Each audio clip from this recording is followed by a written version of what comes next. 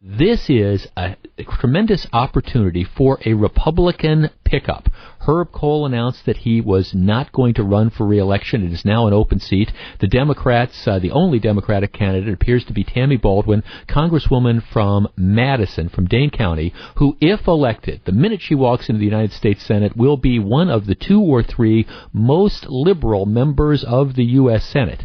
There is a heated race for the Republican Senate nomination. Last week, we spoke to former Governor Tommy Thompson. Over the years, we've had Mark Newman, former congressman, on the program. I'm sure we'll talk to him again. But there's also a new voice in the campaign, and that is businessman Eric Hovde. And we're now joined by Eric Hovde. Good afternoon.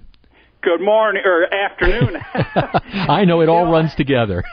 Yeah, well, when you're on the campaign trail, you forget what day it is, what's the date, what time, all the rest. But good afternoon, Jeff. Well, Eric, let me ask you this. You are an extremely successful business person.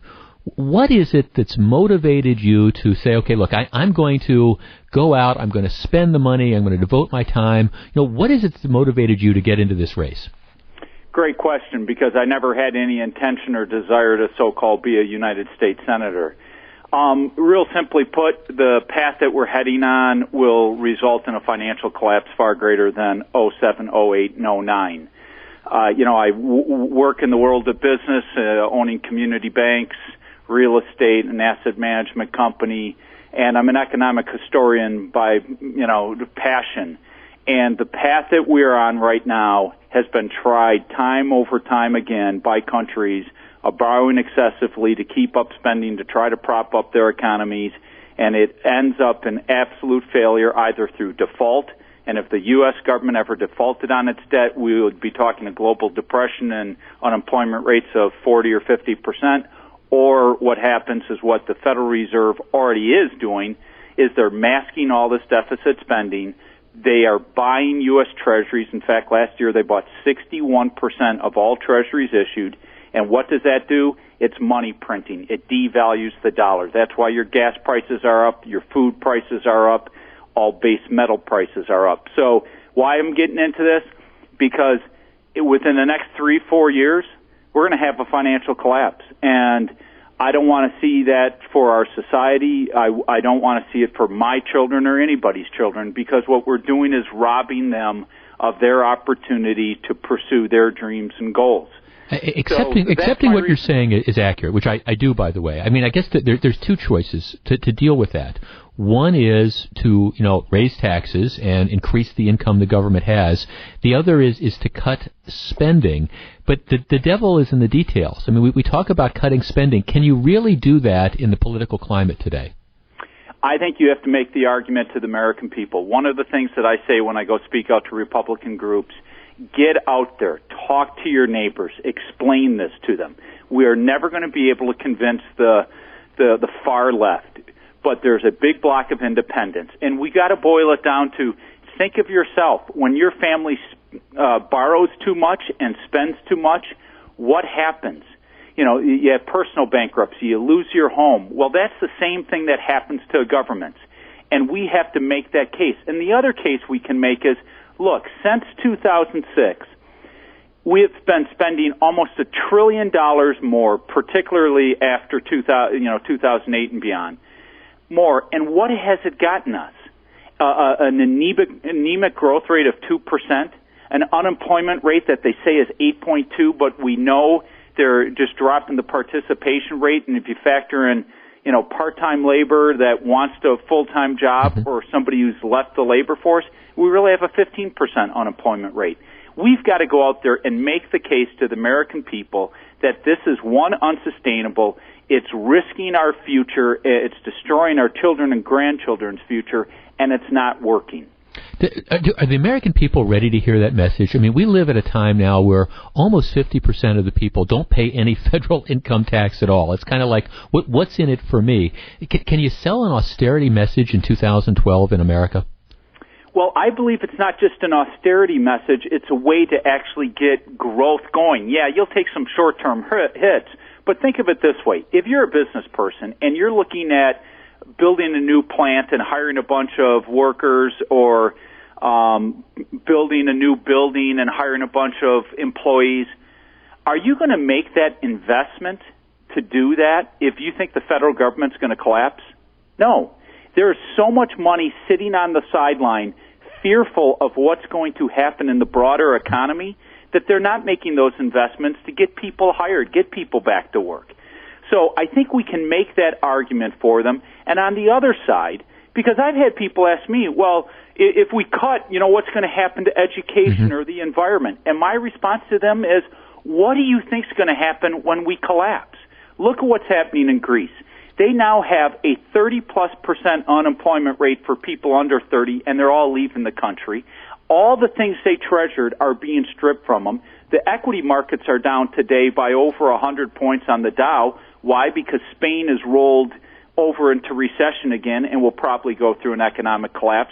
All we have to say is look across that, ocean and see what's happening for governments that have gone down the exact same path we have. It's just they're a year or two ahead of us.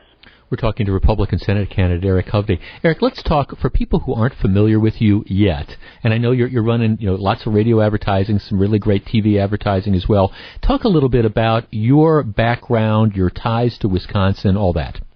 Sure. Well, I'm a third-generation Wisconsinite. My grandparents or my grandfather immigrated here back in 1908 as a 6-year-old child and came from Norway. They settled in a logging camp up in northern Wisconsin and finally settled in Stoughton.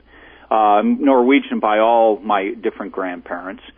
I was raised in Dane County, went to public schools, graduated from East High, and went on to graduate from University of Wisconsin in 1986. I then moved out to Washington, D.C., because my father was working for President Reagan. In fact, he was the highest-ranking Republican from Wisconsin in the Reagan administration. Started working for a financial advisory firm. Eventually started my own, built that kind of across the country, and it advised community banks. And then back in 94, I took every dollar I had and put it into a struggling small community bank and turned the company around, and then it led me to starting to do that with more and more, and my main business is community banking. But I also have built an asset management business. I've invested in a technology company, so I'm kind of your classic entrepreneur. Mm-hmm. I'm married, have a wonderful wife, 2 beautiful daughters.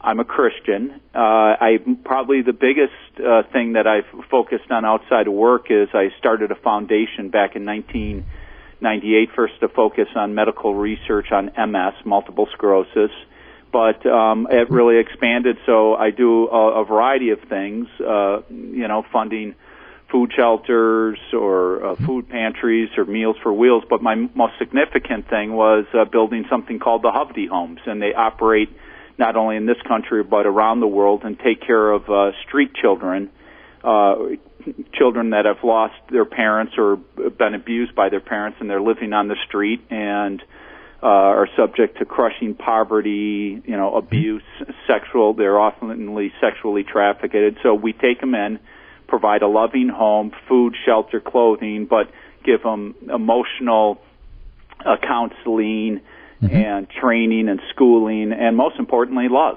And so that's a big part of who I am as well. Eric, over the course of the campaign, we're going to hopefully have opportunities to speak in greater detail. But as I led off this topic, it's very, very clear that the Democratic Party is united around Tammy Baldwin, very, very liberal congresswoman from the Dane County area who has appealed to various special interest groups. I think we've got a very, very strong field of Republican challengers. Former Governor Tommy Thompson, former Governor, Mark Newman, probably leading the thing. You're in there as well. A lot of us are pragmatic. Why do you think you have the best chance of the candidates running to beat Tammy Baldwin in November? Oh, when it comes to a general election? Right. Oh, I think I'm by far the best candidate. One, everybody, and particularly independents, but across the board, people are tired of career politicians. They want to move on. I mean, look at what happened with Ron Johnson. It's happening all over the country. As I often say, Albert Einstein had a great quote, the definition of insanity is doing the same thing over and over again and expecting different results. Well, I think people figured out that continuously reelecting career politicians, you're getting the same results. So I think people coming from the private sector that actually have skills that they can bring to work. What does a career politician's skills have? Making speeches, raising campaign contributions, making ads, and getting reelected, and I often say kicking the can down the road on all our financial problems. So I think people that come with real-life experiences, look what Ron Johnson's doing. He's doing a phenomenal job. He had never been involved in politics, and you're seeing that happening all over the country. So when you get into not just, people on the Democratic or Republican side, but all the independents, they're definitely starved for somebody that, isn't from, just a career politician. Secondly, look at our issues today. We have had an internet bubble, a housing bubble. Now we have a government spending bubble. A lot of it's, manifesting itself in the global capital markets and equity markets and credit markets. Frankly, the other candidates just don't have the background or experience to understand a lot of these issues and problems. And I think I can talk about these issues like what the Federal Reserve is doing and why gas prices are really going up because we're engaging in monetary easing, or should I say money printing. So I think, my ideas and and the depth of knowledge I have. So I think there's a variety of things, and I'm just going to work hard, get my message out. I'm on the road all the time. It's a big state, isn't it? Oh, God, yeah. I was in Manitowoc last night, got home at 10 o'clock. I was in Germantown during the afternoon, and every day I'm out there trying to, show, or express my views and message, and I think it's resonating. Eric Hovde, I'm sure we're going to have lots more opportunities to talk between now and the primary. I appreciate you taking some time out of your busy schedule to talk to our audience this afternoon. Hey, thank you. I say hi to all your audience, and I really appreciate you having me on the show, Jeff. Absolutely. We will chat again. All right. Take care. That's Eric Hovde.